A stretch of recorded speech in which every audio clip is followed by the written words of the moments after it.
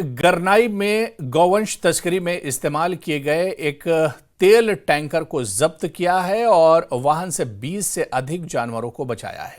इस दौरान उप पुलिस अधीक्षक प्रहलाद शर्मा ने कहा कि उधमपुर पुलिस ने उधमपुर में नशा तस्करों और गौवंश तस्करों पर नकेल कसी है। उन्होंने आगे कहा कि गौवंश तस्करी के बारे में विशेष सूचना पर कार्रवाई करते हुए पुलिस ने टिकरी चेक पर टैंकर को रोकने का संकेत दिया लेकिन चालक ने काफी देर तक पीछा करने के बाद भी वाहन नहीं रोका।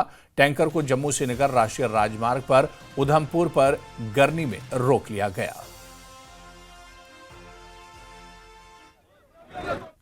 स्मगलिंग और नशे के खिलाफ एक मुहिम छेड़ी हुई है। उसी संदर्भ में आज हमें इस टैंकर की इन्फॉर्मेशन पहले से ही थी कि इसमें बवाइन स्मगलिंग हो रही है। नाके पे 2 नाकों पे हमने इसको रोकने की कोशिश की, लेकिन वहाँ से ये फरार होने में कामयाब हुआ। फलाटा नाके से हमारी पुलिस पार्टी इसके पीछे लगी। यहाँ पे आके ड्राइवर ने इस गाड़ी को साइड में छोड़ के खुद फरार हो गया।